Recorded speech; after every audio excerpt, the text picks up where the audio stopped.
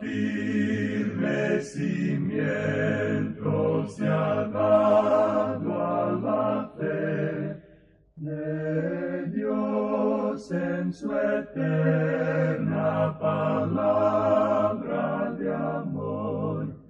Con el propósito de compartir con usted las inmutables verdades de la palabra de Dios, presentamos A Través de la Biblia, un estudio detallado y sistemático de toda la Biblia que le ayudará a conocer lo que Dios ha revelado para nuestro provecho espiritual. Estos estudios bíblicos fueron diseñados y elaborados por el Dr. J. Vernon McGee, versado maestro de la Biblia, quien dedicó la mayor parte de su vida a la enseñanza clara y sencilla de la palabra de Dios. Acompáñenos, pues, mientras avanzamos en nuestro recorrido a través de la Biblia. Cuán firme cimiento la palabra de Dios. Es un gozo estar nuevamente con usted, amigo oyente, para traerle otro estudio de la serie A Través de la Biblia. Continuamos hoy estudiando el capítulo 17 de este libro de los Hechos que comenzamos en nuestro programa anterior. Y decíamos que tenemos aquí la continuación del segundo viaje misionero del apóstol Pablo. Estábamos dando algunos datos con respecto a las ciudades que se mencionan aquí en el primer versículo: Anfípolis, Apolonia y Tesalónica. Y decíamos, por ejemplo, que Anfípolis era también llamada Nueve Caminos, y este nombre sugiere su importancia estratégica y comercial. Ahora, la mayoría de las ciudades se edifican sobre el modelo de un cuadro, pero esta ciudad había sido edificada como una casa redonda, y el muro alrededor de ella era también redondo. Anfípolis era una estación importante en la Vía Ignacia, un camino romano que era la vía pública prominente por aquella región. En este camino, el Esponto quedaba a unos 800 kilómetros de Dyrrachum, en el mar Adriático. Esta sería la carretera por la cual pasaba el ejército romano. Por esa ruta viajaban también los comerciantes. Y ahora vienen algunos misioneros que van de camino para Tesalónica. Ahora Apolonia es otro lugar, otro pueblo importante en esta misma Vía Ignacia. Tesalónica, por su parte, estaba situada a unos 61 kilómetros al oeste de Apolonia en la Vía Ignacia. Quedaba tierra adentro, pero era en realidad un puerto marítimo porque desde allí salían 3 ríos que desembocaban en el mar. Era una ciudad importante de aquel entonces, otra colonia romana. Casandro, un rey macedonio, la reedificó alrededor del año 315 a.C. y le dio el nombre de Tesalónica, en honor a la media hermana de Alejandro Magno. El nombre anterior de Tesalónica era Terme, debido a que había allí fuentes de aguas termales. Ahora, Casandro era uno de los generales de Alejandro, quien se hizo cargo del reinado de aquella región después de la muerte de Alejandro. Fue él quien le puso por nombre a la ciudad Tesalónica. Sin embargo, en los tiempos de Pablo, la ciudad ya era una colonia romana. Continuemos pues hoy leyendo los versículos 2 y 3 de este capítulo 17 de los Hechos. Y Pablo, como acostumbraba, fue a ellos, y por 3 días de reposo discutió con ellos, declarando y exponiendo por medio de las Escrituras que era necesario que el Cristo padeciese y resucitase de los muertos, y que Jesús, a quien yo os anuncio, decía él, es el Cristo. Pablo siguió aquí su costumbre usual de predicar en la sinagoga. Es importante notar cuán limitado fue su ministerio allí. Estuvo allí solamente 3 días de reposo, lo cual quiere decir que no podía haber estado allí por más de un mes. En aquel período de tiempo llevó a cabo toda su obra misionera. Muchos hombres y mujeres llegaron a Cristo y una iglesia local se organizó y Pablo les enseñó. Les enseñó todas las grandes doctrinas de las Escrituras, haciendo énfasis especial en la doctrina del arrebatamiento de la iglesia. Esto lo veremos al estudiar la primera epístola a los tesalonicenses, la primera epístola que Pablo escribió. Notaremos que el asunto del regreso de Cristo es el tema central en esa primera epístola de Pablo a los tesalonicenses. Por tanto, podemos ver que Pablo tenía un verdadero ministerio allí en su corta estadía de solamente un mes. Veamos ahora en qué consistía el mensaje que Pablo presentó en Tesalónica. Dice aquí que estaba declarando y exponiendo. Es decir, que declaraba y exponía las Escrituras. Ahora, ¿Qué enseñan las Escrituras? Que era necesario que el Cristo padeciese. De modo que predicó la muerte de Jesucristo, mostrándoles que ésta era necesaria según se manifestó en el Antiguo Testamento. Luego les enseñaba que era necesario que Cristo resucitase de los muertos. Esto quiere decir que predicó la muerte y la resurrección de Cristo. Amigo oyente, no encontrará usted ningún mensaje en este libro de los Hechos, predicado por Pedro o por Pablo, en el cual la resurrección no constituya su tema central. No encontrará usted un mensaje de estos dos hombres, de Pedro o de Pablo, sin que tengan como tema central la resurrección de Jesucristo. Hoy en día son demasiadas las veces en que la resurrección no forma parte, ni mucho menos es el corazón del mensaje. Hablamos mucho hoy en día acerca de la cruz, pero amigo oyente, hoy tenemos un Cristo viviente. Alguien lo ha expresado de la siguiente manera, escuche usted. Hay un hombre en la gloria, pero la iglesia lo ha perdido de vista.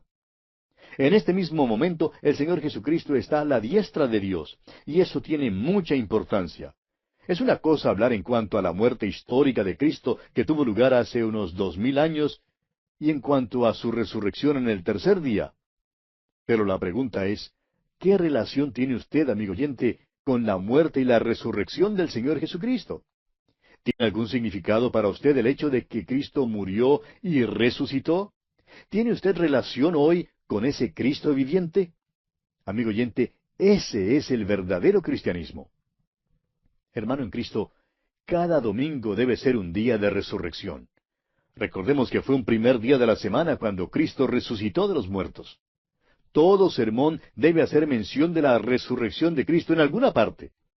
Es importante mencionar la resurrección de Cristo porque estamos hablando acerca del hombre en la gloria. Es importante hablar hoy en día acerca del hombre que hoy está en la gloria.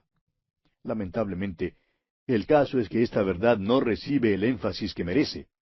Si usted hojea cualquier libro de teología, descubrirá que todos tienen una larga sección en cuanto a la muerte de Cristo. Y es verdad que este tema tiene muchísima importancia, y damos gracias a Dios que le dedican tanto espacio a la muerte de Jesucristo.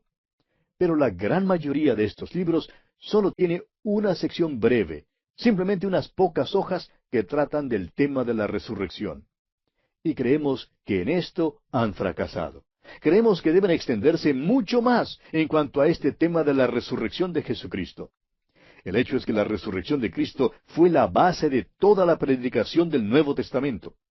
Estamos dándole gran énfasis a esto porque lo consideramos sumamente importante. Bien, resumiendo, decimos entonces que Pablo estaba en Tesalónica 3 días de reposo y que la resurrección de Cristo fue su mensaje. Ahora, fíjese usted cómo lo recibieron aquí en el versículo 4 de este capítulo 17 de los Hechos. Y algunos de ellos creyeron y se juntaron con Pablo y con Silas, y de los griegos piadosos, gran número, y mujeres nobles, no pocas. Algunos creyeron. Eso siempre pasa cuando la palabra de Dios se proclama. Algunos creen. Y sabe usted una cosa, esto implica que hay otros que no creen. La minoría cree, mientras que la mayoría no cree. Ahora, cuando el doctor Lucas dice, y mujeres nobles, no pocas, quiere decir que un gran número de ellas vinieron al Señor. ¡Cuán maravilloso es eso, amigo oyente! Continuemos con el versículo 5 de este capítulo 17 de los Hechos. Entonces los judíos que no creían, teniendo celos, tomaron consigo a algunos ociosos, hombres malos, y juntando una turba, alborotaron la ciudad, y asaltando la casa de Jasón, procuraban sacarlos al pueblo. Lamentablemente tenemos algunos hombres malos aún en nuestras iglesias hoy en día. Pero no hallándolos, continúa aquí el versículo 6, pero no hallándolos, trajeron a Jasón y algunos hermanos ante las autoridades de la ciudad, gritando, estos que trastornan el mundo entero también han venido acá. Ahora, ¿no cree usted que estas palabras son un mero gesto oratorio o una hipérbole? Es decir, una exageración. Cuando ellos dijeron que estos hombres trastornaban el mundo entero, eso es exactamente lo que querían decir. ¿Sabía usted que cuando el cristianismo penetró en aquel viejo imperio romano, causó una verdadera revolución? Produjo un gran efecto. Es lástima que no podamos tener una revolución de este tipo y volvernos al Señor Jesucristo y a la palabra de Dios hoy. Nuestro mundo está lleno de hipocresía. Nos creemos hombres y mujeres cristianos. Decimos que nuestros líderes son cristianos, que nuestros políticos son cristianos, que todos somos cristianos. Amigo oyente, estamos viviendo en una de las épocas más paganas que este mundo jamás haya conocido. El cristianismo de hoy en día, por la mayor parte, es solo un fingimiento. Tenemos que reconocer que es necesario volver a la palabra de Dios y al Cristo viviente. ¿Cuán importante es eso, amigo oyente? Continuemos ahora con los versículos 7 al 9 de este capítulo 17 de los Hechos.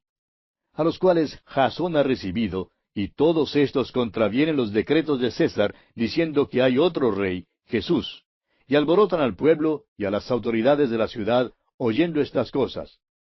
Pero obtenida fianza de Jasón y de los demás, los soltaron.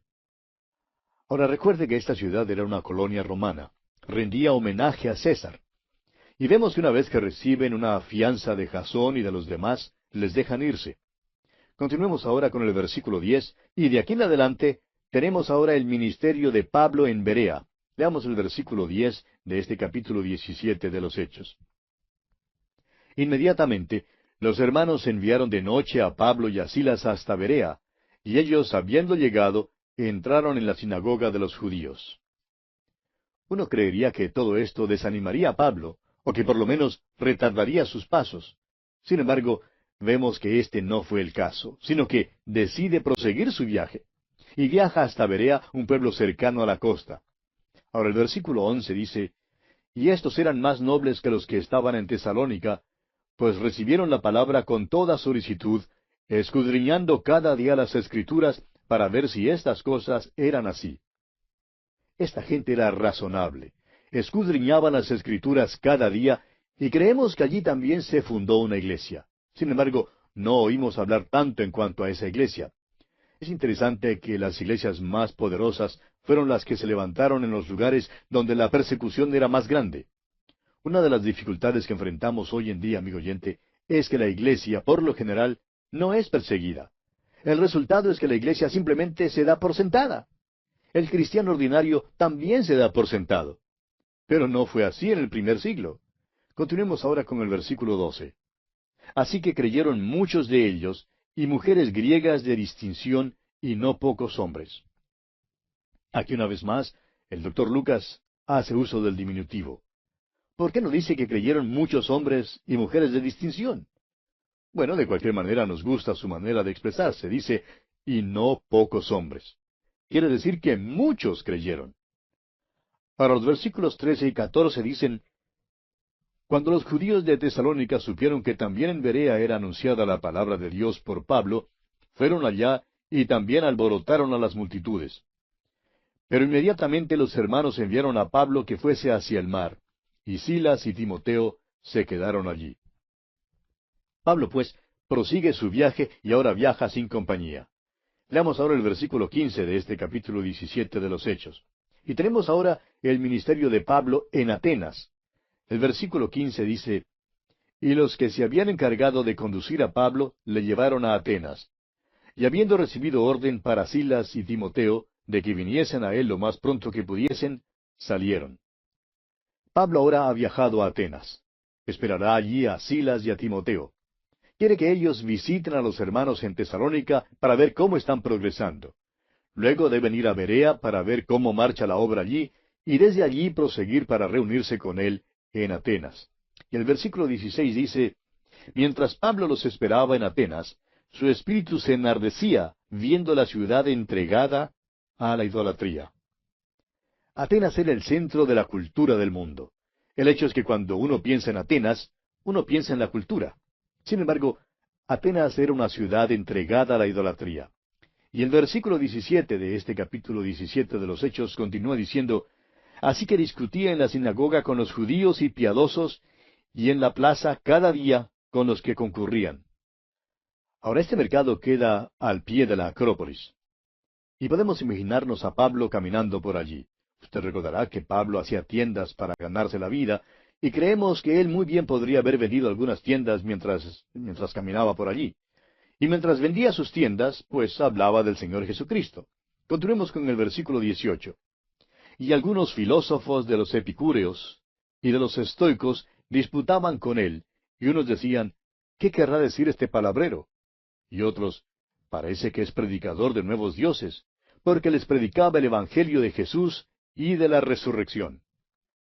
La filosofía de los epicúreos era más o menos hedonista. Los estoicos, en cambio, era un grupo que creía en la circunspección y la moderación. Los epicúreos creían que uno no debía restringirse. Creían que de esta manera uno podría vencer la carne. Creían que uno debía darle al cuerpo todo lo que quería tener. Según esta filosofía, si uno quería licor, pues que tomara todo lo que pudiera aguantar. Ahora, en cuanto al sexo, amigo oyente, créanos que los epicúreos podrían participar plenamente en lo que llaman la nueva moralidad. La llaman nueva, pero como usted ve, en realidad no era nada nuevo para los epicúreos. Ahora, por contraste, los estoicos creían que se debía ejercer dominio total sobre el cuerpo. Pues bien, vemos aquí al pueblo griego que viene para oír lo que Pablo tiene que decir. Pablo ha estado hablando mucho y por eso lo llaman palabrero. Ahora, su tema es algo nuevo para ellos. Consideran el nombre de Jesús y la idea de la resurrección como nuevos dioses. Hay muchos hoy en día que dicen que Pablo tomó muchas de sus ideas del platonismo. Dicen que Pablo en realidad no creía en la resurrección corporal, sino en la idea platónica de una resurrección espiritual, según la cual el pensamiento y las obras de un individuo afectan la sociedad y que esta influencia que prosigue es la vida después de la muerte. Uno todavía escucha esta clase de cosas hoy en día. El liberalismo teológico, amigo oyente, no es nada nuevo. No es sino un resurgimiento de aquella vieja filosofía griega. Pero notemos aquí que cuando los griegos, que conocían la filosofía griega, oyeron hablar a Pablo, dijeron que estaba enseñando algo nuevo y extraño. Ahora, lo que Pablo les enseñaba era demasiado profundo para ellos. Continuemos con el versículo 19 de este capítulo 17 de los Hechos. Y tomándole, le trajeron al Areópago, diciendo, ¿podremos saber qué es esta nueva enseñanza de que hablas? El Areópago es una formación de roca muy peculiar que queda al pie de la Acrópolis. Allí en la parte alta de la Acrópolis estaba el Partenón y los otros edificios que tenían relación con aquel gran centro religioso y cultural griego. Francamente, este era un ambiente muy bello, con edificios hermosos y estatuas hermosas. Es un lugar muy interesante para visitar aún hoy en día. Sin embargo, debemos recordar que a pesar de su belleza, toda la ciudad estaba entregada a la idolatría. Sería muy bueno si pudiéramos ir al Areópago para estudiar este sermón, pero tememos que ahora eso no nos sea posible. Estamos seguros que todos los creyentes en Cristo que visitan el Areópago hoy en día leen el sermón de Pablo cuando están allí. Por lo menos creemos que sería bueno leerlo. Pues bien, los griegos le dicen a Pablo que quieren saber más acerca de esta nueva doctrina. En otras palabras, podríamos decir que ellos, según el dicho popular, no entendieron ni jota. Estaban en peores circunstancias que los Gálatas, los Filipenses y los Tesalonicenses. Sin embargo, se creían unos grandes sabios. Las personas de este parecer son las más difíciles de alcanzar con la palabra de Dios y con el Evangelio. Y así sucede también con los que no son verdaderos creyentes, pero que sin embargo son miembros de alguna iglesia. Creen que el Evangelio es algo bueno para el hombre que se halla en la parte más baja de la ciudad. Creen que sus amigos son los que deben escuchar las enseñanzas de la palabra de Dios. Algunos miembros de iglesias pueden ser muy malos y pecaminosos. Sin embargo, nunca se dan cuenta del hecho de que ellos mismos necesitan el Evangelio. Parece que no se dan cuenta que en verdad necesitan un Salvador, no solo para salvarles del pecado, sino también para salvarles en su vivir diario, a fin de que sus vidas valgan algo para Dios.